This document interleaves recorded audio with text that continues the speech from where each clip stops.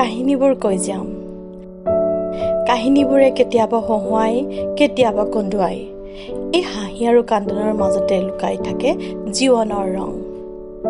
লেখক লেখিকাই বাস্তৱ জীৱনক সমল হিচাপে লৈ লিখা কাহিনীবোৰত চৰিত্ৰবোৰৰ লগতে জীৱন্ত হয় কিছু সময়ৰ দস্তাবেজ। আজি ক'বলৈ লৈছোঁ জনপ্ৰিয় লেখিকা, সমাজ সেৱিকা, শিক্ষাবিদ তথা প্ৰখ্যাত বহুজাতিক কোম্পানী ইনফোচিছৰ অধ্যক্ষা সুধা মূৰ্তিয়ে বাস্তৱ জীৱনৰ ওপৰত ভিত্তি কৰি লিখা 3000 ষ্ট্ৰীট ছেটছ নামৰ গল্প সংকলনখনিৰ উক্ত নামেৰে লিখা গল্পটোৰ কাহিনী। উত্তৰ কৰ্ণাটকৰ 3000 দেৱদাসীক তেওঁ উদ্ধাৰ কৰি তেওঁলোকক শিক্ষিত আৰু স্বনিৰ্ভৰশীল কৰি তুলিছিল। গল্পটোত চিত্ৰিত হৈছে এই দেৱদাসীসকলৰ জীৱনৰ কিছু আন্ধাৰ পৃষ্ঠা আৰু সুধা মূৰ্তিয়ে এই দেৱদাসীসকলৰ অজ্ঞতাৰ আন্ধাৰৰ পৰা উলিয়াই পোহৰৰ দিশত আগুৱাই নিওঁতে সন্মুখীন হোৱা কিছু সংঘৰ্ষৰ কথা। ভাৰতৰ ইতিহাসত অতি প্ৰাচীন কালৰে পৰা প্ৰচলিত হৈ আহিছে দেৱদাসী প্ৰথা। দেৱদাসী অৰ্থাৎ দেৱতাৰ দাসী। এই দেৱদাসী নামটোৰ লগত জড়িত হৈ আছে অলেখ কথিত আৰু অকথিত কাহিনী। দেৱদাসী বুলি ক'লে চকুত ভাহি আহে ৰুণুক জুনুক নুপুৰৰ ধ্বনি কৰি নৃত্যৰত একোগৰাকী লাস্যময় সুৰসী। পৰম্পৰাগতভাৱে দেৱদাসীসকল নাচ গান কৰা এক শ্ৰেণীৰ মহিলা, যিসকলে ভগৱানক সন্তুষ্ট কৰিবলৈ মন্দিৰত নাচ গান কৰিছিল। অতীজতে এই দেৱদাসীসকলৰ সমাজত এক উচ্চ আসন আছিল। চৌল আৰু চালুক্যসকলৰ শাসনকালত ৰজাসকলে মন্দিৰসমূহলৈ শকত পৰিমাণৰ পুঁজি আগবঢ়াইছিল। ৰজাসকলৰ পৃষ্ঠপোষকতাৰ বাবে মন্দিৰত নাচ গান কৰা এই দেৱদাসীসকলে যথেষ্ট মান সন্মানেৰে এক আড়ম্বৰপূৰ্ণ জীৱন যাপন কৰিছিল। সময়ৰ সোঁতত এই মন্দিৰসমূহৰ সচ্ছলতা বিলুপ্ত হ'ল আৰু ইয়াৰ ফলস্বৰূপে এই দেৱদাসীসকলৰ অৱস্থা ক্ৰমে নিম্নগামী হ'বলৈ আৰম্ভ কৰিলে। লাহে লাহে দেৱতাক সন্তুষ্ট কৰিবলৈ সৃষ্ট এই দেৱদাসীসকল সমাজৰ প্ৰভাৱশালী লোকসকলৰ ভোগবিলাসৰ সামগ্ৰী হৈ পৰিল আৰু দেৱদাসীৰ পৰা তেওঁলোকৰ জীৱন বেশ্যালৈ পৰিৱৰ্তিত হ'ল। এই দেৱদাসীসকল হৈ পৰিল সমাজৰ পৰা অৱহেলিত এক শ্ৰেণীৰ মহিলা। এই আপুৰণি দেৱদাসী প্ৰথাৰ বাবেই হাজাৰ হাজাৰ মহিলাৰ জীৱন আজি অন্ধকাৰময় হৈ পৰিছে। দেৱদাসীয়ে কেৱল মাত্ৰ নাচ গান কৰাই ধৰ্ম বুলি তেওঁলোকে মানি আহিছে, যাৰ কাৰণে বহু মহিলাই এতিয়াও জ্ঞানৰ পোহৰৰ পৰা বঞ্চিত হৈ অশিক্ষিত হৈ জীৱন কটাইছে। কিন্তু জীয়াই থাকিবলৈ উপাৰ্জন কৰিবই লাগিব, যিহেতু এই অশিক্ষিত আৰু অৱহেলিত দেৱদাসীসকলৰ উপাৰ্জনৰ আন পথ নাছিল। সেয়ে পৰিয়াল পোহপাল দিবৰ বাবে এই মহিলাসকলে নিজৰ দেহ বিক্ৰী কৰি জীৱন নিৰ্বাহ কৰিবলৈ আৰম্ভ কৰিলে। 1988 চনত ভাৰত চৰকাৰে এই দেৱদাসী প্ৰথা সম্পূৰ্ণৰূপে নিষিদ্ধ বুলি ঘোষণা কৰে যদিও দক্ষিণ ভাৰতকে ধৰি উত্তৰ কৰ্ণাটকৰ বহু ৰাজ্যত এতিয়াও বহু দেৱদাসী আছে। উত্তৰ কৰ্ণাটকৰ তেনে 3000 দেৱদাসীক আন্ধাৰৰ পৰা উলিয়াই পোহৰৰ বাট কাটি দেখুৱালে ইঞ্জিনিয়াৰ, প্ৰফেচৰ, লেখিকা, প্ৰখ্যাত বহুজাতিক কোম্পানী ইনফোচিছৰ অধ্যক্ষা সুধা মূৰ্তিয়ে। সমাজৰ অৱহেলিত পিছপৰা লোকসকলক আগুৱাই নিবৰ কাৰণে সুধা মূৰ্তিয়ে বিভিন্ন উন্নয়নমূলক কাম কৰি আহিছে। ইনফোচিছৰ অধীনত সমাজ কল্যাণৰ বাবে বিশেষ কাম কৰিবলৈ আৰম্ভ কৰোঁতে তেওঁৰ মনলৈ আহিছিল উত্তৰ কৰ্ণাটকৰ সেই বিশেষ দেৱদাসীসকলৰ কথা, যিসকল দেৱদাসীয়ে ধৰ্মৰ নামত বেশ্যাবৃত্তিত লিপ্ত হৈছিল। নিজৰ পৰিয়াল পোহপাল দিবৰ বাবেই তেওঁলোকে এই বৃত্তি গ্ৰহণ কৰিছে। কৰ্ণাটকত প্ৰচলিত এই দেৱদাসী প্ৰথাৰ বিলুপ্তিৰ বাবে সুধা মূৰ্তিয়ে অহোপুৰুষাৰ্থ কৰিছিল। উত্তৰ কৰ্ণাটকৰ সেই মহিলাসকলে বহু বছৰ জুৰি প্ৰৱৰ্তিত দেৱদাসী প্ৰথাৰ আবেষ্টনীৰ পৰা ওলাই আহিব পৰা নাছিল। অশিক্ষিত আৰু দৰিদ্ৰতাৰে পৃষ্ঠ এই দেৱদাসীসকলৰ অৱস্থা অতিকৈ দুখজনক আছিল। এই মহিলাসকলৰ অৱস্থাৰ উন্নতিৰ বাবে সুধা মূৰ্তি সম্পূৰ্ণ তেওঁলোকৰ মাজত সোমাই পৰিছিল। অৱশ্যে প্ৰথম অৱস্থাত দেৱদাসীসকলে সুধা মূৰ্তিক খুব বেয়া ব্যৱহাৰ কৰি খেদি পঠাইছিল।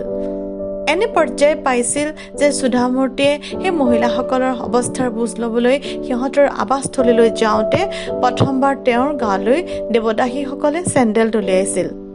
সুধা মূৰ্তি প্ৰথমবাৰ বিফল হৈ দ্বিতীয়বাৰ পুনৰ তেওঁলোকৰ মাজলৈ যায়। সেইবাৰো সুধাই অপ্ৰীতিকৰ পৰিৱেশৰ সন্মুখীন হ'ব লগা হৈছিল। সেইবাৰ দেৱদাসীসকলে তেওঁ যোৱা দেখি তেওঁৰ গালৈ বিলাহী দলিয়াবলৈ আৰম্ভ কৰিছিল। দুয়োবাৰ বিফল হৈ সুধা মূৰ্তি ঘৰলৈ উভতিছিল। জিন্স টি চাৰ্ট পৰিহিত হাতত কাগজ কলম লৈ যোৱা সুধাক দেখি দেৱদাসীসকলে কোনো লেখিকা বা সাংবাদিক বুলি ভাবিছিল, যি দেৱদাসীৰ কাহিনী লিখি সেই কাহিনীৰ জৰিয়তে টকা অৰ্জন কৰিবৰ মানসেৰে তেওঁলোকৰ বস্তিলৈ আহিছে। সুধা অলপ দুখিত হৈছিল। সুধা মূৰ্তিৰ তেনে কোনো উদ্দেশ্য যে নাছিল, তেওঁৰ যে উদ্দেশ্য আছিল মহান। তেওঁৰ সেই পদক্ষেপৰ আঁৰত আছিল ধৰ্ম আৰু সংস্কৃতিৰ নামত অৱহেলিত নিপীড়িত এই মহিলাসকলৰ উন্নতিৰ বাবে কাম কৰা। দুবাৰ বিফল হৈ সুধা মূৰ্তিয়ে দেউতাকক তেওঁৰ সমস্যাৰ কথা কোৱা দেউতাকে উপদেশ দিছিল যে সেই মহিলাসকলৰ মনৰ মাজত সোমাবলৈ হ'লে তেওঁলোকৰ দৰে সাজ পোছাক পৰিধান কৰিব লাগিব। তেওঁলোকে বুজি পোৱা নাইবা তেওঁলোকে ভাল পোৱা কথা বতৰা পাতিব লাগিব। লগতে দেউতাকে এই কথাও সুধা মূৰ্তিক কৈছিল যে যদি তেওঁ 10 গৰাকী মহিলাৰো জীৱন সলনি কৰে তেতিয়া তেওঁ সঁচাই সুখী হ'ব। দেউতাকৰ উপদেশ শুনিয়ে সুধা মূৰ্তি পুনৰ নতুন উদ্যমেৰে এক নতুন ৰূপেৰে দেৱদাসীসকলৰ মাজলৈ যাবলৈ ওলাইছিল।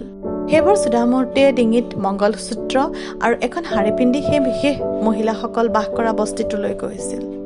অৱশ্যে সেইবাৰ দেৱদাসীসকলক লগ কৰিবলৈ যাওঁতে সুধা মূৰ্তিক সংগ দিছিল তেওঁৰ দেউতাক ডাক্তৰ R.S. কুলকাৰ্ণীয়ে।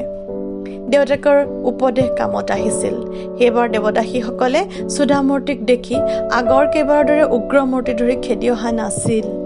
সুধাই দেউতাকৰ লগত গৈ সেই মহিলাসকলৰ লগত কথা পাতিবলৈ সমৰ্থ হৈছিল। সুধা মূৰ্তিৰ দেউতাকে বুজিছিল যে সেই মহিলাসকলৰ মন জয় কৰিবলৈ হ'লে প্ৰথমে তেওঁলোকৰ সন্তানৰ উন্নয়নৰ বাবে পদক্ষেপ ল'বলৈ ওলোৱাৰ কথা ক'ব লাগিব। এবাৰ দেৱদাসীসকলৰ মন জয় কৰিব পাৰিলে লাহে লাহে তেওঁলোকক শুদ্ধ পথলৈ আনিবলৈ আকৰ্ষিত কৰিব পৰা যাব। সুধা মূৰ্তিৰ দেউতাকে উৎসাহেৰে দেৱদাসীসকলৰ আগত ব্যক্ত কৰিছিল যে তেওঁৰ জীয়াৰীয়ে তেওঁলোকৰ সন্তানসকলৰ শিক্ষাৰ ব্যৱস্থা কৰিব খোজে। সিহঁত ভালদৰে শিক্ষিত হ'লে ভাল চাকৰি পাব। সিহঁতৰ অৰ্থনৈতিক অৱস্থা টনকিয়াল হ'ব। দেৱদাসীসকলে তেওঁলোকৰ কথাত যেন আশাৰ এক কিৰণ দেখিছিল। সেয়াই আছিল আৰম্ভণি। সুধা মূৰ্তি নিয়োজিত হৈছিল দেৱদাসীসকলৰ উন্নয়নৰ কামত। প্ৰথমে তেওঁ দেৱদাসীসকলৰ সতি সন্ততিৰ কাৰণে শিক্ষাৰ ব্যৱস্থাৰ লগতে বিশেষ বৃত্তি লাভৰ বাবে ব্যৱস্থা কৰিছিল। তেওঁলোকৰ সন্তানসকলে আনকি কলেজ যাবলৈ আৰম্ভ কৰিছিল। দেৱদাসীসকল সুখী হৈছিল আৰু লাহে লাহে সুধা মূৰ্তি হৈ পৰিছিল তেওঁলোকৰ সকলোৰে মৰমৰ আক্কা মানে বাইদেউ। সেই সম্বন্ধ ইমান সুগভীৰ হৈছিল যে সেই মহিলাসকলে তেওঁলোকৰ মৰমৰ আক্কাৰ সন্মুখত বিনা দ্বিধাই দাঙি ধৰিছিল তেওঁলোকৰ অতীত জীৱনৰ বহু আন্ধাৰ পৃষ্ঠা। আক্কাক কৈ গৈছিল তেওঁলোকক সেই বৃত্তিত সোমাবলৈ বাধ্য কৰোৱা লোকসকলৰ কথা। দুৰ্ভগীয়া নাৰীসকলৰ কাৰোবাৰ স্বামী, কাৰোবাৰ বন্ধু, আকৌ কাৰোবাৰ নিজ পিতৃয়ে বিক্ৰী কৰিছিল। অৱশ্যে দুই একে নিজ ইচ্ছাৰে কেৱল মাত্ৰ পৰিয়াল পোহপাল দিবলৈকে সেই নিষিদ্ধ কামত সোমাই পৰিছিল। আকৌ কোনো অসৎ লোকে সেই মহিলাসকলক বেলেগ চাকৰি দিবলৈ প্ৰলোভিত কৰি বেশ্যাবৃত্তিত লিপ্ত কৰাইছিল। সেই মহিলাসকলক সমাজে কৰা উৎপীড়ন আৰু অন্যায়ৰ কাহিনী শুনি সুধা মূৰ্তি কান্দি উঠিছিল।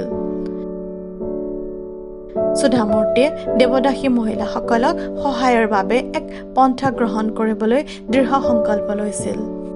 দেৱদাসীসকলক সাহসী আৰু স্বনিৰ্ভৰশীল কৰিবৰ বাবে সুধা মূৰ্তিয়ে সমূহ দেৱদাসীক একত্ৰিত কৰি এটা সংগঠন গঢ়ি তুলিছিল। তেওঁৰ এই কামত সুধা মূৰ্তিক সহায়ৰ হাত আগবঢ়াইছিল অভয় কুমাৰ নামৰ দিল্লীৰ এজন সমাজসেৱক যুৱকে।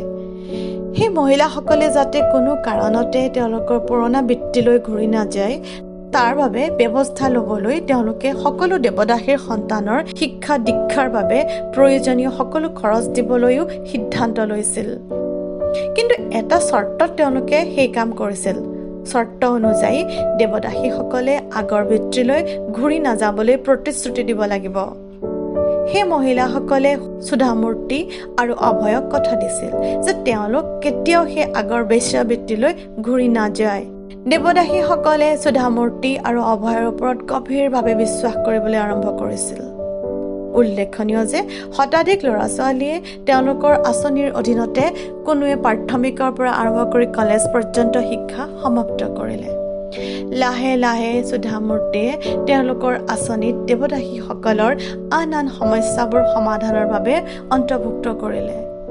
দীৰ্ঘদিন ধৰি যৌনকৰ্মী হিচাপে কাম কৰাৰ বাবে বহু মহিলা যৌন ৰোগত আক্ৰান্ত হৈছিল।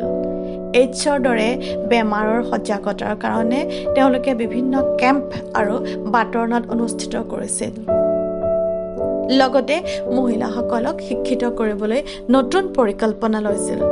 সেয়াই নহয়, দেৱদাসীসকলে ব্যক্তিগতভাৱে ব্যৱসায় কৰিবৰ বাবে সুধা মূৰ্তি আৰু অভয়ে তেওঁলোকৰ বাবে লোন লোৱাৰ ব্যৱস্থা কৰিছিল।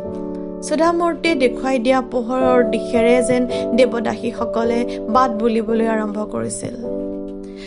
ভাল কাম কৰি যোৱাৰ ৰাস্তাত বাধা আৰু প্ৰাচীৰ আহেই।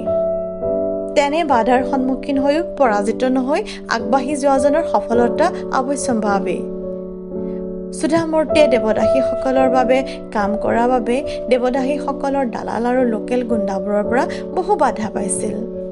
আনকি সেই দালালসকলে সুধা মূৰ্তি আৰু অভয় কুমাৰক মৃত্যুৰ ভাবুকিও দিছিল। ঘটনাই এনে পৰ্যন্ত পাইছিল যে বেশ্যাগিৰি এৰি দিয়াৰ বাবে 3গৰাকী বেশ্যাৰ শৰীৰত কেইটামান দালালে এচিড ঢালি আক্ৰমণ কৰিছিল। এনে দুখজনক ঘটনাৰ পিছতো সুধা মূৰ্তিয়ে পিছুহকা নাছিল। তেওঁ পীড়িত দেৱদাসী 3গৰাকীক সম্পূৰ্ণ চিকিৎসাৰ লগতে প্লাষ্টিক চাৰ্জাৰীৰ ব্যৱস্থা কৰিছিল। এই মহিলাসকলৰ মনোবল যাতে কোনো কাৰণতে ভাগি নাযায় তাৰ বাবে সুধা মূৰ্তিয়ে সীমাহীন কষ্ট কৰিছিল। কৰ্ণাটক চৰকাৰেও এই দেৱদাসীসকললৈ সহায়ৰ হাত আগবঢ়াইছিল। লাহে লাহে পুৰণি বৃত্তি সম্পূৰ্ণ এৰি বহু দেৱদাসীয়ে গৰু, ছাগলী আৰু ম'হ পুহি জীৱিকাৰ বাট উলিয়াইছিল। সুধা মূৰ্তিয়ে বুজিছিল যেতিয়ালৈকে শিক্ষাৰ পোহৰেৰে আলোকিত নহয় তেতিয়ালৈকে এই মহিলাসকল পিছ পৰি থাকিব। সেয়ে তেওঁলোকে ইনফোচিছৰ অধীনত এক আঁচনিৰ জৰিয়তে এই মহিলাসকলৰ শিক্ষাৰ বাবে নাইট স্কুলৰ ব্যৱস্থা কৰিছিল। লাহে লাহে দেৱদাসীসকল শিক্ষাৰ জ্যোতিৰে আলোকিত হৈ পৰিছিল। সুধা মূৰ্তিৰ সহায়তে এই মহিলাসকলে তেওঁলোকৰ ব্যক্তিগত এটা বেংক খুলিবলৈ সমৰ্থ হৈছিল। প্ৰায় 3 বছৰৰ ভিতৰত এই বেংকটোৱে 80 লাখ টকা ডিপজিট কৰিছিল আৰু দেৱদাসী বৃত্তি এৰা বহু মহিলাক সংস্থাপন দিছিল। ক্ৰমান্বয়ে এই মহিলাসকলে সাহসেৰে সমাজত থিয় হ'ব পৰাকৈ শিক্ষিত হোৱাৰ লগতে স্বনিৰ্ভৰশীল হৈ উঠিছিল। প্ৰায় 3000 দেৱদাসীয়ে আগৰ বৃত্তি এৰি স্বাভাৱিক জীৱন যাপন কৰিবলৈ আৰম্ভ কৰিছিল। বহু বছৰৰ পিছত এদিন হঠাতে সুধা মূৰ্তিয়ে দেৱদাসীসকলৰ পৰা এখন চিঠি পাইছিল। চিঠিত সেই মহিলাসকলে উল্লেখ কৰিছিল যে তেওঁলোকৰ বেংকটো অৰ্থনৈতিকভাৱে টনকিয়াল হ'ল আৰু তেওঁলোকৰ মাজৰ সকলোৱে পুৰণা দেৱদাসী বৃত্তি সম্পূৰ্ণ এৰি দিলে। সেয়ে সেই আনন্দৰ মুহূৰ্তত তেওঁলোকৰ সমূহীয়া জমা পইচাৰে এক উৎসৱ উদযাপন কৰিব বিচাৰিছে। তেওঁলোকে সুধা মূৰ্তিক সেই বিশেষ অনুষ্ঠানৰ মুখ্য অতিথি হিচাপে নিমন্ত্ৰণ কৰাৰ লগতে এই কথাও ক'লে যে তেওঁলোকৰ মৰমৰ আক্কায়ে সেই অচিনাকি মানুহখিনিৰ বাবে নিজা খৰচত ইমানবোৰ কাম কৰিলে। এইবাৰ সিহঁতৰ মৰমৰ আক্কাৰ অহা যোৱা থকাৰ সমুদায় খৰচ দিব। তাৰ বাবে তেওঁলোকে শীত-তাপ নিয়ন্ত্ৰক এখন ভলভো বাছৰ টিকেটৰ ব্যৱস্থাও কৰিছিল। তেওঁলোকে চিঠিখনত লিখিছিল যে তেওঁলোকে কষ্টেৰে সৎ পথেৰে আৰ্জন কৰিছে। নিশ্চয় তেওঁলোকৰ অনুৰোধ সুধা মূৰ্তিয়ে ৰক্ষা কৰিব। উল্লেখনীয় যে দেৱদাসীসকলৰ কোনেও সুধা মূৰ্তিৰ প্ৰকৃত পৰিচয় নাজানিছিল। চিঠিখন পঢ়ি সুধা মূৰ্তিৰ আনন্দত চকুলো বৈ আহিছিল। 17 বছৰ আগতে তেওঁৰ গালৈ চেণ্ডেল দলিওৱা মহিলাসকলে আজি নিজকে সলনি কৰি সৎকৰ্মেৰে স্বনিৰ্ভৰশীল হৈ উঠিছে। তেওঁৰ বাবে তেওঁলোকৰ ক্ষমতাৰ ভিতৰত থকা সুখখিনি দিবলৈ বিচাৰিছে। সুধা মূৰ্তি সুখী হৈছিল। সেই সুখ যে তুলনাবিহীন। সুধা মূৰ্তিয়ে সেই অনুষ্ঠানটোত উপস্থিত থাকিব যাবলৈ সিদ্ধান্ত ল'লে। অৱশ্যে তেওঁ নিজৰ খৰচতে যাবলৈ বিচাৰিছিল। নিৰ্দিষ্ট দিনত সুধা মূৰ্তি সেই মহিলাসকলে অনুষ্ঠিত কৰা সেই বিশেষ অনুষ্ঠানত উপস্থিত হৈছিল। অতি সাধাৰণভাৱে অনুষ্ঠিত কৰা সেই মিটিংখনত মহিলাসকলে প্ৰথমে দেৱদাসী জীৱনৰ দুখ কষ্ট লিপিবদ্ধ কথাৰে এটি গীত গালে। এটা দলে তেওঁলোকৰ স্বনিৰ্ভৰশীল নতুন জীৱনৰ অভিজ্ঞতা দাঙি ধৰিলে। উল্লেখনীয় যে অনুষ্ঠানটোত উপস্থিত আছে তেওঁলোকৰ সফল সতী সন্ততিসকল, যিসকলৰ কোনো ডাক্তৰ হ'ল, কোনো নাৰ্ছ, কোনো উকিল, কোনো চৰকাৰী কেৰাণী, কোনো আকৌ শিক্ষক, কোনো ৰেল কৰ্মী আৰু কোনো বেংক কৰ্মী। তেওঁলোকে অনুষ্ঠানটিত উপস্থিত থাকি তেওঁলোকৰ জীৱন গ্ৰহীতাসকলক অন্তৰৰ কৃতজ্ঞতা জনালে। এই সকলো দেখি আনন্দৰ সুখত সুধা মূৰ্তি আহ্লাদিত হৈ পৰিছিল। তেওঁ যেন বাকহীন হৈ পৰিছিল। ৩,০০০ দেৱদাসীক তেওঁ যে উদ্ধাৰ কৰি তেওঁলোকক শিক্ষিত আৰু স্বনিৰ্ভৰশীল কৰি তুলিছিল। আনন্দত আৱেগিক হৈ পৰা সুধা মূৰ্তিয়ে সেইদিনা কথা ক'ব পৰা নাছিল। মাত্ৰ কেইশাৰীমান বাক্য কৈয়ে তেওঁ নিজৰ বক্তৃতা সমাপ্ত কৰিছিল। এনেতে এগৰাকী বৃদ্ধা মহিলা মঞ্চত উঠি ঘোষণা কৰিছিল যে সিহঁতে সিহঁতৰ আকাক এটা বিশেষ উপহাৰ দিব বিচাৰিছে। উপহাৰখন আছিল এখন বিচনাত পৰা কাপোৰ, য'ত তেওঁলোকৰ ৩,০০০ গৰাকী দেৱদাসীয়ে কৰা একোটাহত চিলাই আছিল। ৩,০০০ চিলাই থকা এই বিচনা চাদৰখন আছিল সুধা মূৰ্তিয়ে পোৱা জীৱনৰ শ্ৰেষ্ঠ উপহাৰ। Vision without action is merely a dream. Action without vision is merely passing time. But vision and action together can change the world. Sudha Murty. Thank you.